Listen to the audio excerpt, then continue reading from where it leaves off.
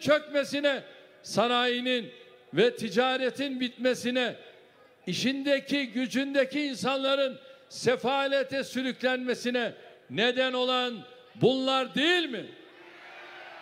Kurdukları partilerde demokrasi kelimesini hiç eksik etmediler.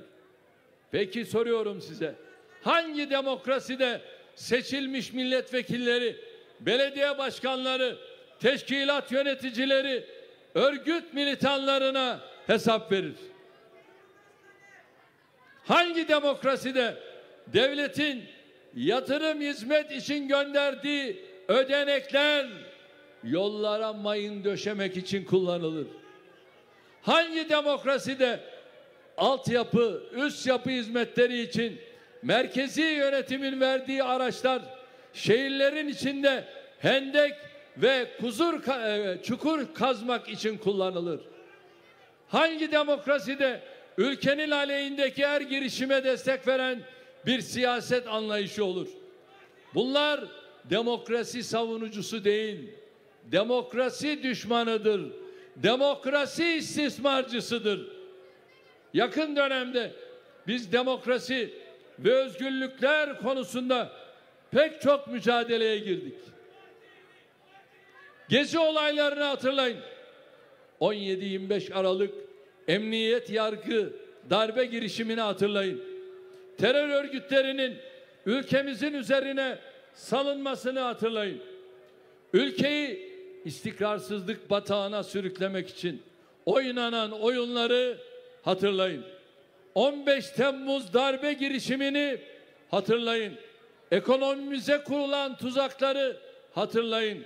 Biz bu mücadelenin hepsini de sizlerle birlikte yürüttük. Ve hamdolsun yine sizlerle birlikte zafere ulaştırdık.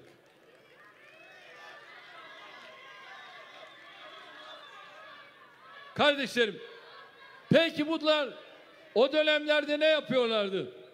Türkiye'nin karşısında, sizlerin karşısında kim varsa onlarla birlikte yol yürüyorlardı. Biz şimdi de hukuk reformlarımızda, ekonomi reformlarımızda, hak ve özgürlük açılımlarımızda aynı çizgide yolumuza devam ediyoruz. Bugün sizlere bir de müjde vermek istiyorum.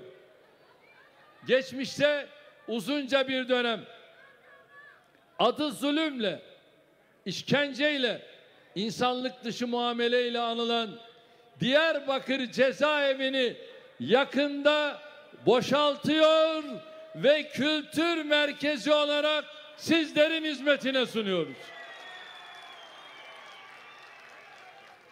Adalet Bakanlığımız bu konuda gerekli hazırlığı yapıyor.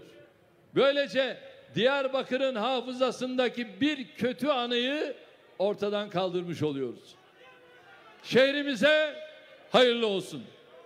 Kardeşlerim, HDP'si, PKK'sı, PYD'si, sivil toplum örgütü görünümlü tüm yapılar örgüt tarafından hazırlanan bir metne göre hareket eder. Ellerine fırsat geçerse ne yapacaklarını, nasıl yapacaklarını bu metinde açıkça söylüyorlar. İnsanların iradelerini ve düşüncelerini sınırlayan böyle ülker bir anlayışın bu devirde geçerliliği olabilir mi? Aynı metinde uzun vadede aileyi ve mülkiyeti ortadan kaldıracaklarını da söylüyorlar.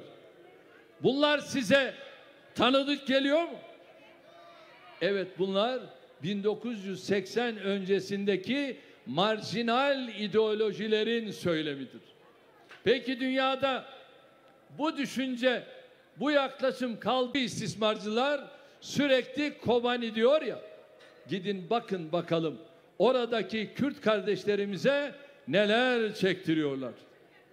Çocukları silah altına almaktan, küçük yaştaki kız çocuklarını zorla alıkoymaya kadar 21. yüzyılın tüm yüz kızartıcı insanlık suçlarını orada işliyorlar.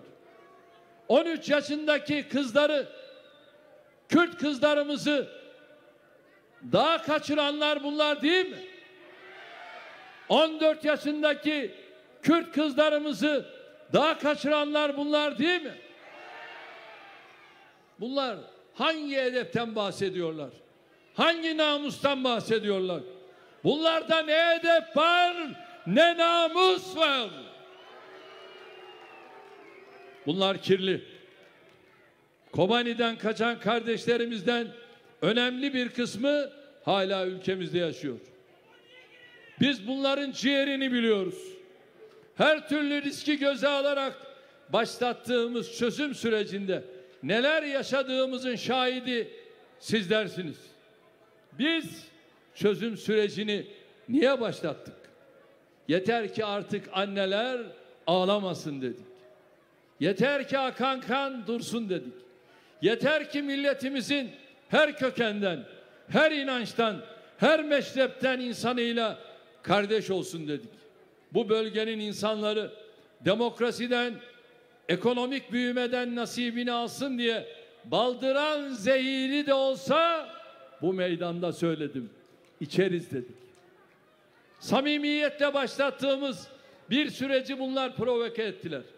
Zehirlediler, istismar ettiler ve sonunda tamamen yıktılar. Çukur eylemleriyle bölgede yaşayan tüm vatandaşlarımıza tuzak kurdular. Ferasetinizle, dirayetinizle, sağduyunuzla bu tuzağa düşmediğiniz için her birinize şükranlarımı sunuyorum. Üstelik bunlar ülkemizdeki ve Suriye'deki kardeşlerimizle kalmadılar. Kuzey Irak'taki bölgesel yönetiminde başına bela oldular. Artık ülkemizde işleyemedikleri cinayetlerine orada başladılar. Çünkü bunlar, unutmayın, Kürt düşmanı. Çünkü bunlar insanlık düşmanı. Çünkü bunlar coğrafyamızın ve medeniyetimizin düşmanı. Bunların olduğu yerde hak, hukuk, adalet, vicdan, fikir özgürlüğü, örf, adet kalmaz. Bunlar 1940'larda Türkiye'nin başına bir kabus gibi çöken tek parti CHP zihniyetinin günümüzdeki versiyonudur. Kürt kardeşlerime yapılan zulüm başta olmak üzere bu ülkedeki tüm büyük günahların anası olan CHP ile yol yürümek de zaten ancak bunlara yakışırdı. Şimdi CHP ile HDP beraber yürüyorlar mı? İYİ Parti beraber yürüyorlar mı? Al birini, vur öbürüne. Birbirlerinden hiçbir farkı yok. Ama biz diyoruz ki şu karşımdaki topluluğu görünce bugün bir başka heyecanlıyım. HDP'nin İstanbul'da ve diğer şehirlerde CHP'ye verdiği desteğin nedeni işte bu ideolojik akrabalıktır. Bir kez daha altını çizerek ifade etmek istiyorum. Küresel emperyalizmin ülkemizde yaklaşık 1,5 asırdır kaşıdığı bir yarayı kapatmak için, evet, çözüm sürecini biz başlattık. Ama çözüm sürecini sonlandıran biz olamadık. Çünkü çözüm sürecini bunların kötü niyeti, art niyeti, gizli gündemleri sonlandırdı. Güya siyasetçi kimliğiyle ortada gezenler de hiçbir zaman şiddetle, terörle aralarına mesafe koymadılar. Hiçbir zaman meşru, demokratik hukuk düzeni içinde siyaset yapmayı düşünmediler. Diyarbakır'ın Surunu, alim, ulema yatağı Cizre'yi, Silopi, Köstebekler gibi kazanlara siz ne yapıyorsunuz demediler, diyemediler. Yurt dışındaki karanlık mahfillerle, içerideki hain FETÖ'cülerle gizli pazarlıklar yaparak ülkemizi emperyalistlerin oyun sahnesine çevirmek için harekete geçenlere tavır koymadılar. Allah için söyler misiniz? Dünyada hangi devlet buna müsaade eder? Dünyada hangi demokrasi, hangi hukuk, hangi adalet, hangi vicdan buna göz yumar? Utanmadan, sıkılmadan, yüzleri kızarmadan hala barış, kardeşlik, hukuk, demokrasi diyorlar. Siz bu kavramları en son ağzına alacak kişilersiniz. Ey HDP! Siz bu ülkede ve bu bölgede kendinizden olmayan hiç kimseye hayat hakkı tanımadınız. Çünkü şiddet, dayatma, terör bunların ruhuna işlemiş. Kardeşlerim, ne diyorlar? Hadi sıkıysa söylesinler. Bizim PKK ile ilişkimiz yok diyorlar.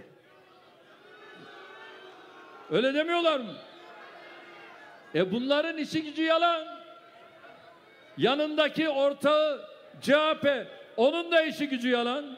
Akşam yalan, sabah yalan. Sürekli yalandan mağduriyet, yalandan dışlanmışlık edebiyatı yaparak sizlerin hak ve hakkaniyet duygularını istismar etmeye çalışıyorlar. Diyarbakır Büyükşehir Belediyesi yıllarca hep bunların elindeydi. Tek bir ay bile bunların ödeneği gecikti mi? Hayır. Ankara, İstanbul, Edirne, Trabzon Belediyesi hangi imkan ve haklara sahipse hepsi bunlara da tanındı. Peki sonuç ne oldu? Büyükşehir Belediye Başkanı'nı Kandil'in komiseri olan neydi belirsiz birine, değerli kardeşlerim, adeta hesaba çektirdiler. Hesap sormadım. Bu neydi belirsiz birine Bodrum'da sorgulatıp tokatlattılar. Kim yaptı bunu? HDP, PKK. Devletten alınan paralarla sizlere hizmet getirecekleri yerde örgütün emriyle sokaklarda hendek ve çukur kazmadılar mı?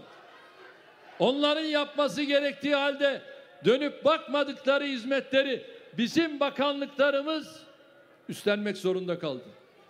Devletin görevlendirdiği kamu personeline kayyum diyerek itiraz edenler, örgütün dağdan gönderdiği çapulcuların karşısında bunlar hazrola geçmediler mi? Kurumlarımız sizlere hizmet getirmek için çalışmaya başlayınca yolların altına bombalar yerleştirdiklerini gördük. Belediyelere verilen kaynakların bir avuç terör baronuna peşkeş çekildiğini gördük. Asıl bunları görevden almazsak size ihanet etmiş olurduk. Artık belediyelere gelen her kuruş şehirlerimize ve sizlere hizmet için kullanılıyor. Bunlar sadece slogan atar. Biz ise hizmet ederiz, eser ortaya koyarız, yatırım yaparız. Aramızdaki fark işte budur. Değerli kardeşlerim, bunların ne söylediğine değil, ne yaptığına bakıyoruz. Mesela seçimlerde seni başkan yaptırmayacağız diye ortalığı inletenlerin Yasin Börü'nün kanının hesabını verdiklerini gördünüz mü? Duydunuz mu? Kurban eti dağıtmak için evinden çıkan 16 yaşındaki Yasin Börü'yü nasıl alçakça öldürdüklerini biliyorsunuz değil mi? Önce kovalıyorlar, sonra sığındığı evde bıçaklıyorlar, ardından 3. kattan aşağı atıyorlar. Yetmiyor, başını taşla eziyorlar, sonra arabayla üstünden geçiyorlar. En nihayetinde de üzerine benzin döküp yakıyorlar. Bu nasıl bir kindir? Bu nasıl bir nefrettir? Bu nasıl bir insanlıktan çıkmışlıktır? Bıraktım Kürdünü, Türkünü, Arabını, Acemini, böyle bir muamele canlıya nasıl yapılabilir? Üstelik tüm bu hıncın tek sebebi tıpkı aynı günlerde katledilen diğerleri gibi Yasin'in kendilerinden olmamasıdır. Bu zulme ortak olan herkes, bu dünyada, öteki dünyada cezasını muhakkak çekecektir. Aynı şekilde bunların evlatları ellerinden alınıp dağa götürülen annelerin, babaların feryatlarına kulak verdiklerini gördünüz mü? Duydunuz mu? Tam tersine bu yüreği yanık insanlarla bunlar dalga geçtiler. Hendekler, çukurlar kazılırken, gencecik çocuklar kasten ölüme gönderilirken, sokaklarda oluk oluk Kürt kardeşlerimin kanı akarken, saz çalıp sloganlar atanların derdi asla siz olmadınız. Alçakça kanları dökülen mazlum Kürt kardeşlerimin hesabını sormayacak mıyız? Her köye bir cenaze diyerek tüm bölgeyi kana, gözyaşına, şiddete, kine bulayanlardan hesap sormayacak mıyız? Yerli ve yabancı tüm tarihçiler 1915'te Ermeni komitacıların 1 milyona yakın sivil mazlum Kürt kardeşimi katlettiğini söylüyor. Bunlar da utanmadan, sıkılmadan sözde Ermeni soykırımı yalanını kabul ettirmek için çalışıyor. Dedelerinin katillerine hayranlık besleyecek kadar tarihlerinden, benliklerinden kopmuş bu güruhun sizlerle bir ilişkisi olabilir mi? Selahaddin Eyyubi'nin mirasının şanla, şerefle taşındığı bir yerde mazlum Filistinliler yerine zalim İsrail yönetimiyle birlikte onların benim Kürt kardeşimle herhangi bir ortak yönü olabilir mi? Kürt kardeşlerimden aldığı siyasi desteği, ülkede ne kadar sapkın, sapık, marjinal grup varsa onların emrine verenler sizlerle hangi müşterekleri paylaşıyor olabilir? Dün akan kanı sürdürmek için çözüm sürecini baltalayanlar şimdi CHP ile işbirliği yapıyor, hatta anayasa yapmaktan bahsediyor. Tek dertleri, tek projeleri, tek gayeleri var. O da Tayyip Erdoğan'sız, AK Parti'siz bir Türkiye. Kafalarındaki faşist emellere bu kardeşinizi engel olarak gördükleri için de işi gücü bırakıp bizimle uğraşıyorlar. Bunların tek bir tane hayırlı adımlarını, yaptıkları eseri, sadra şifa işlerini gördünüz mü? Göremezsiniz. Çünkü yok. Diyarbakır'a huzur gelince neler olduğuna şahitsiniz. Artık gece gündüz herkes bu şehrin sokaklarında, evlerinde güven içinde hayatını sürdürüyor. İşine gücüne bakıyor. Akşam geç saatlere kadar Diyarbakır'ın sokaklarındasınız. Öyle mi? Niye? Güvenlik var. Sizden ricam, bunları gördüğünüz her yerde yakalarına yapışın, sorun, sorgulayın. Çözüm sürecini bitirmek için kim size talimat verdi? Bunu sorun. Hendek ve çukurlarla ülkeyi iç savaşa sokmaya çalışma talimatını kimden aldınız? Bunu sorun. Yasin Börü'yü böylesine zalim bir şekilde öldürmek için sebebiniz neydi? Bunu sorun. Suriye'de önünüze gelen herkesin aparatı olma talimatını kimden aldınız? Bunu sorun. Bunları ısrarla sorun ki bir sürü yalan, dalavere, sahtekarlık ve ikiyüzlülükle karşınıza çıkıp sizleri oyalamasınlar. Değerli kardeşlerim, bu coğrafyayı birlikte medeniyetimizin beşiği haline getirdik. Bu ülkeyi birlikte kurduk, birlikte bugünlere getirdik. İnşallah yine birlikte 2023 hedeflerine, 2053 vizyonuna kavuşturacağız.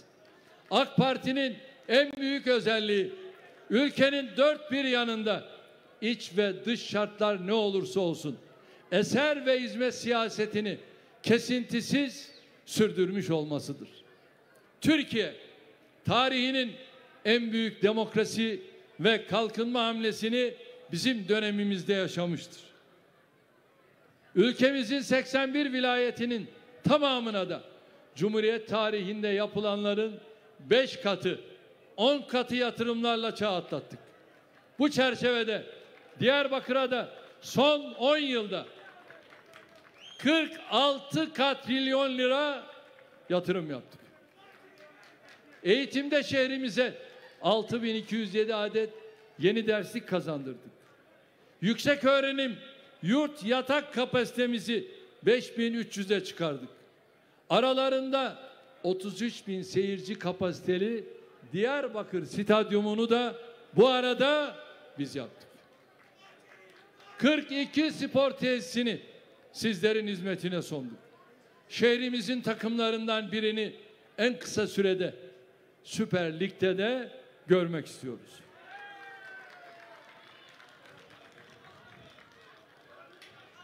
Kardeşlerim, merkez ve ilçelerimizdeki faaliyetlerden 248 bin gencimizin istifade ettiği 7 gençlik merkezi inşa ettik. Diyarbakırlı ihtiyaç sahibi vatandaşlarımıza 12 milyar lira tutarında sosyal yardım aktardık. Sağlıkta toplamda 1442 yataklı 19 hastaneden oluşan 48 adet sağlık tesisi inşa ettik. Yapımı devam eden 7 adet yatırımımızı da süratle bitirerek hizmetinize sunacağız. Şimdi sizlere belki de Sağlık Bakanım bu müjdeyi vermiştir ama tekrar-u ahsen velev kâne 180 Diyarbakır 1000 yataklı Kayapınar Şehir Hastanesi'nin yapım ihalesini 19 Temmuz'da gerçekleştiriyoruz. Hastanemizin şimdiden şehrimize hayırlı olmasını diliyorum. Değerli kardeşlerim, TOKİ vasıtasıyla Diyarbakır'da toplam 18.578 konut projesini hayata geçirdik. Son olarak başlattığımız sosyal konut kampanyası kapsamında Yenişehir Üçkuyu'daki 2705 konutun yapımına devam ediyoruz. Gelecek nesillere miras bırakacağımız millet bahçelerinden Diyarbakır'da toplam büyüklüğü 396 bin metrekare olan 6 adet projemiz var. Bunlardan Dicle Vadisi ve İçkale millet bahçelerini hizmete açtık. Yenişehir ve Bağlar millet bahçelerimizin yapımına devam ediyoruz. Çermik ve Hani millet bahçelerimizde proje aşamasında. Terör nedeniyle büyük zarar gören Sur ilçemizi ve tarihi Sur içini adeta baştan sona yeniden yaptık, yapıyoruz. Sur içi projemizi 7 bölgede planlayarak her bir bölgeyi de kendi içinde etaplara ayırdık. Konut projelerimizi, altyapı, üst yapı ve restorasyon çalışmalarımızı bitirme aşamasına geldik. Proje tamamlandığında İnşallah Diyarbakır yepyeni bir çehreye kavuşmuş olacaktır. Ulaştırmada 44 kilometre olan Diyarbakır'ın bölünmüş yol uzunluğuna 400 kilometre ilave ederek toplamda 444 kilometreye çıkardık. Yapımı devam eden Diyarbakır-Silvan ayrımı, Elazığ hududu yolunu, Diyarbakır Güneybatı çevre yolunu ve Silvan Çatak Köprü ayrımı Hamzalı yolunu bu yıl tamamlıyoruz. Diyarbakır-Mardin yolundaki eksik kısımları ve Diyarbakır-Mardin ayrımı Bismil-Batman yolunu seneye bitiriyoruz. Diyarbakır-Kurtalan, Diyarbakır-Batman, Diyarbakır-Batman arasındaki demir yolu hatları ile Yolçatı, Diyarbakır ve Gezin, Sallar arasındaki hatları sıfırdan yeniledik. Değerli kardeşlerim, Diyarbakır Organize Sanayi Bölgesi'ne bir iltisak hattı yaptık. Ülkemizin en büyük fosfat kaynağında üretilen ham maddenin taşınabilir geçirebilmesi için Diyarbakır Mazıt arasında yeni bir demiryolu bağlantısı yapıyoruz. Bu hattı inşallah önümüzdeki yıl bitirmeyi planlıyoruz. Diyarbakır Havalimanı 5 milyon yolcu kapasiteli yeni bir terminal binası yaptık. Havalimanımızın yolcu trafiği 2003'te 211 bin iken salgın koşullarına rağmen geçti sıvadık.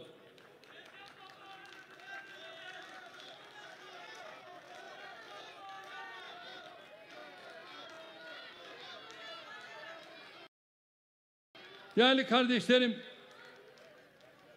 Diyarbakır Büyükşehir Belediye'miz şehrimizin çeşitli yerlerinde özellikle yol, içme suyu ve kanalizasyon altyapısı, halı saha, yurt, çevre düzenlemesi, köprü onarımı, kavşak gibi başlıklar altında 411 milyon liralık yatırım yaptı. Özellikle Dicle Barajı'ndan inşallah suyu almak suretiyle burada susuzluğu Diyarbakırlı kardeşlerimize çektirmeyeceğiz. Son 19 yılda Diyarbakırlı çiftçilerimize 5,5 milyar liralık tarımsal destek verdik. Kuraklık nedeniyle hayvan yetiştiricilerimize destek olmak için yaylalarda 44 su deposu inşa ettik. Sanayide Diyarbakır'a 2 organize sanayi bölgesi, 1 teknopark, 1 araştırma geliştirme merkezi kurduk. Diyarbakır'daki değerli kardeşlerim 47 bin iş yerimize toplam 2,5 milyar liralık prim teşviki verdik. Geçtiğimiz yıl düzenlenen 254 yatırım teşvik belgesiyle Diyarbakır'da tüm zamanların rekoru kırıldı. Bu yatırımlar tamamlandığında 16 binin üzerinde vatandaşımıza istihdam alanı açılacaktır. Salgın döneminde Diyarbakır'da 1000 civarında esnaf iş yerini kapatırken bunun tam 4,5 katı olan 4556 yeni işletme açıldı. Aynı dönemde şehirde 229 şirket kapanırken 1994 yeni şirket faaliyete başladı. Önemli bir istihdam kaynağı olan çağrı merkezlerinde görev yapanların sayısı 3500 kişiye ulaştı. Hedef 5000'i yakalamaktır. Mesleki eğitim merkezlerinden yararlananların sayısı 4000'e ulaştı. Doğalgaza kavuşturduğumuz Diyarbakır'da abone sayısı 214.000'i buldu. Zerzevan Kalesi'ni ve Diyarbakır surlarını yılda 5'er milyon turistin ziyaret etmesini hedefliyoruz. El Cezeri Robotik ve Sibernetik Zirvesi, Film Festivali, Karpuz Festivali, Dengbej yarışması gibi Diyarbakır'ın değerlerini dünyaya tanıtan projeler hızla hayata geçiriliyor. Uyanış gençlik programlarına katılan gençlerimiz spordan bilgi yarışmalarına kadar her alanda kendilerini gösteriyorlar. Sizin hangi hizmete, hangi yatırıma ihtiyacınız varsa hepsini yapmak boynumuzun borcudur. Başım gözüm üstüne Diyarbakır. Sersera ser Çava Diyarbakır. Nasıl? Biliyorum değil mi? Kardeşlerim, bugüne kadar yaptıklarımız elbette önemlidir. Ama bugün de Diyarbakır'a elimiz boş gelmedi. Bakanlıklarımız, belediyelerimiz, özel sektörümüz tarafından tamamlanan ve toplam yatırım bedeli 2,5 milyar lirayı bulan yüzlerce eser ve hizmetin açılışını yapmak üzere sizlerle beraberiz. Eğitimde, merkezde ve çeşitli ilçelerimizde çok sayıda anaokulu, ilkokul, ortaokul, lise, pansiyon, spor salonlarını aralarında bulunduğu 444 milyon liralık yatırımın resmi açılışını bugün yapıyoruz. Sağlık Bakanlığımızca şehrimize kazandırılan Silvan 120 yataklı devlet hastanesinin 112 acil yönetiminin de yer aldığı hizmet binasının Amatem ve Cematem binalarının Dicle, Hani, Kayapınar ilçelerimizde aile sağlığı merkezi ve 112 acil binalarının açılışlarını gerçekleştiriyoruz. Çevre Şehircilik Bakanlığımızın Sur'da yürüttüğü projeler kapsamında inşası tamamlanan 164 konutu, 6 oteli, 116 ticari alanı ve yolları hizmete alıyoruz. Ayrıca içinde 814 dükkanın bulunduğu 5000 kişiye istihdam sağlayacak otosanayi sitemiz ile altyapı ve çevre düzenlemelerini de hizmete alıyoruz.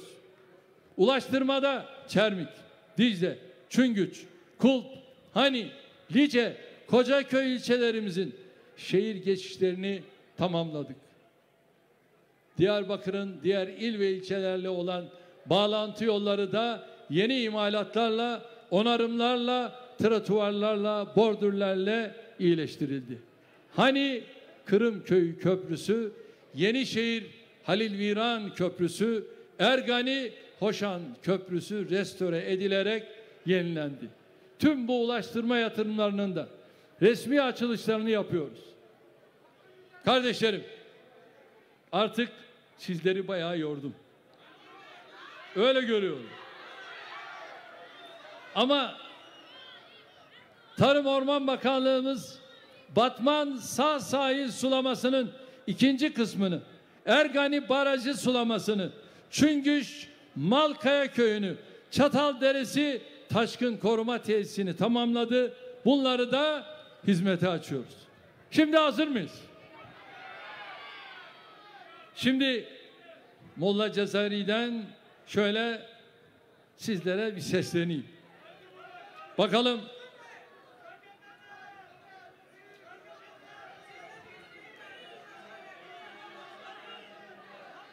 Ey Şehin Şahı Muazzem, Hek Nigahtar-ı Tevbi, Sure-i İnna Fetahna, Doru Medari Tevbi. Anladınız mı? Ama siz söylemediniz. Hadi bir de beraber söyleyelim. Tamam mı? Melaye Cezeri'nin ona göre. Ey Şeyin Şahı Muazzem, Hek Nigahtar Tevbi, Sure-i İnna Fetahna, Doğru Medari Tevbi.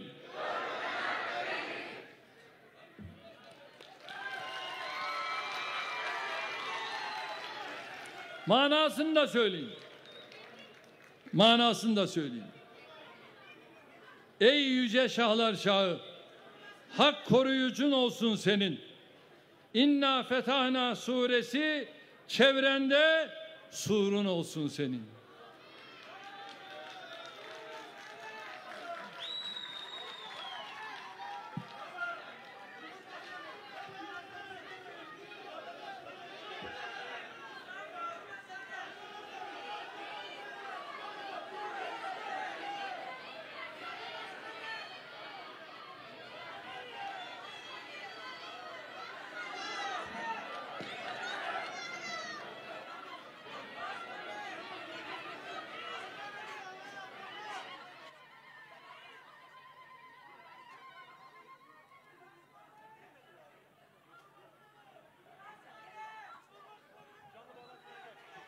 Cumhurbaşkanımız Sayın Recep Tayyip Erdoğan'a konuşmaları için teşekkür ediyor ve zat devletlerini bir müddet daha sahnede misafir ediyoruz.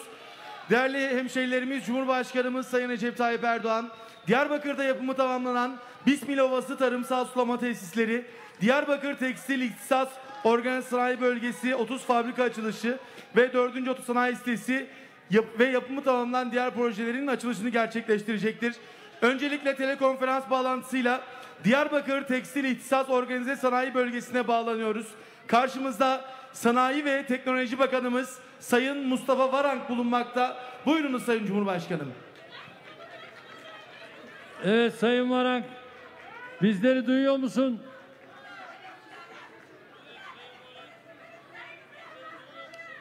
Duyuyoruz Sayın Cumhurbaşkanım.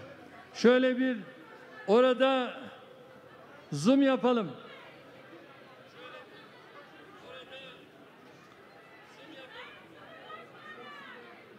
Bir zoom yapalım görelim.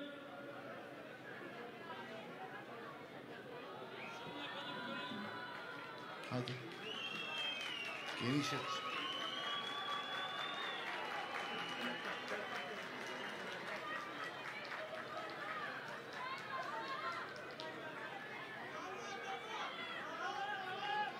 Evet, şimdi Sanayi ve Teknoloji Bakanımıza gelelim. Sayın Varank, makaslar sizde, kordela sizde ve makaslar kordeleyi kestikten sonra oradaki arkadaşlarımıza hatıra olarak kalacak. Evet, Diyarbakır merkezden selamlar, sevgiler. Ya Allah! Emredersiniz Sayın. Bismillah.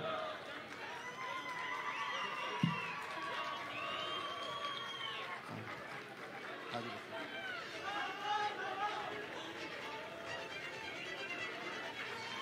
Diyarbakır Tekstil İhtisas Organize Sanayi Bölgesi şehrimize ve ülkemize hayırlı olsun Sayın Cumhurbaşkanımız. Şimdi de Bismil Ovası Tarımsal Sulama Tesislerine bağlanıyoruz. Karşımızda Tarım ve Orman Bakanımız Sayın Bekir Pakdemirli bulunmakta. Buyurunuz Sayın Cumhurbaşkanım. Bekir Bey, bizleri duyuyor musun?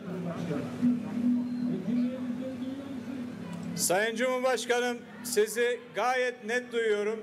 Suyun gücü milletle buluşuyor diyerek arkamızda da bereketle sulanan mısır tarlalarından Bismil'den sizlere sevgilerimizi ve saygılarımızı gönderiyoruz efendim.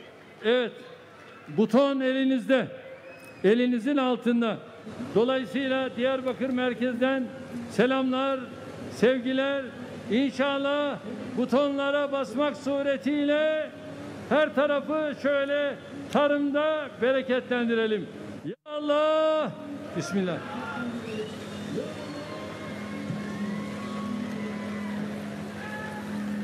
Evet. Bismil Ovası Tarımsal Sulama Tesisleri şehrimize ve ülkemize hayırlı olsun. Sayın Cumhurbaşkanımız, şimdi de Diyarbakır Kayapınar 4. Otosanayi sitesine bağlanıyoruz. Karşımızda Çevre ve Şehircilik Bakanımız Sayın Murat Kurum bulunmakta. 814 dükkan temsili 2 vatandaşımıza sizlerin huzurunda anahtar teslimi yapılacaktır. Buyurunuz Sayın Cumhurbaşkanım. Sayın Kurum, bizi duyuyor musun? Sayın Kurum, bizi duyuyor musun? Duyuyoruz efendim. Evet, şimdi Diyarbakır merkezden sesleniyoruz. Hemen süratle oradaki kardeşlerimizin anahtar teslimini yapalım ve kordeleyi de keserken her makas sahibine kordeladan verelim. Ya Allah! Anlaşıldı efendim. Bismillah. Burada efendim Anahtar teslimine ilk başlayalım. anahtarımızı efendim ilk anahtarımızı 5. Otosanayimizin Başkanı Muhsin Bey'e veriyoruz efendim. Hayırlı olsun. Teşekkür ederim. Sayın Cumhurbaşkanım, Buyurun. sizlere çok teşekkür ediyoruz Sayın Cumhurbaşkanım. Sağ olun. 10 yıla yakın süreçtir kooperatif başkanlığını yapıyorum. Ülkemizde bir örnek otosanayi sitesi yaptığınız için sizlere çok teşekkür ediyoruz. Sağ olun. Hayırlı olsun. Çevre Allah razı olsun. Çok teşekkür ediyoruz emeği geçenlere Sayın Cumhurbaşkanım. Sağ olun, var olun. Efendim ikinci anahtarımızı Aziz Akman Bey, yine burada otosanayide esnafımız. Çok teşekkür ederim Cumhurbaşkanım. Sağ olun. Hayırlı olsun. Efendim talimatınızla sanayi sitemizde 814 dükkanımız var. 500 bin metrekarelik alanda gerçekleştirildi. ve şehrin içindeki sanayi sitelerini bu vesileyle dışarı çıkarmış olduk. TOKİ'mizde 338 milyon lira yatırım değeriyle 18 ayda tamamlandı.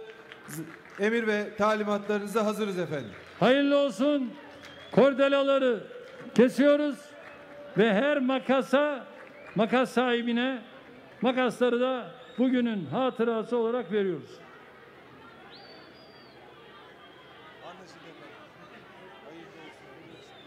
Ya Allah. Bismillah. Diyarbakır Kayapınar 4. Otosanayi sitesi şehrimize ve ülkemize hayırlı olsun. Şimdi de Sayın Cumhurbaşkanımızın nezaretinde Diyarbakır'da yapımı tamamlanan tüm tesislerin açılışı buradan kurdele kesmek suretiyle gerçekleşecektir. Sayın Cumhurbaşkanımıza refakat etmek üzere Sayın Cumhurbaşkanı yardımcımızı, Sayın Bakanlarımızı, Sayın Genel Başkan Yardımcılarımızı, Sayın Milletvekillerimizi ve Sayın Diyarbakır Valimizi sahneye davet ediyoruz. Buyurunuz lütfen.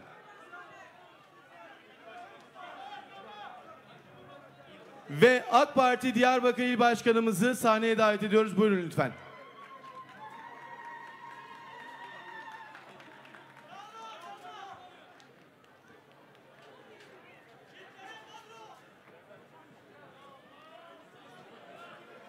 Evet, hazır mıyız?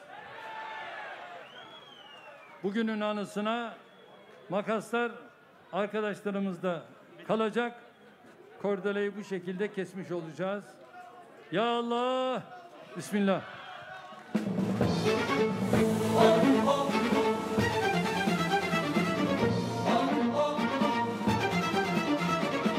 Saygıdeğer Diyarbakırlı hemşehrilerimiz, Cumhurbaşkanımız Sayın Recep Tayyip Erdoğan, Diyarbakır'da yapımı tamamlanan Bismil Ovası Tarımsal Sulama Tesisleri, Diyarbakır Tekstil Organik Sanayi Bölgesi, 30 fabrika ve 4. Otosanayi sitesi ve yine yapımı tamamlanan hastane ve diğer projelerin açılışı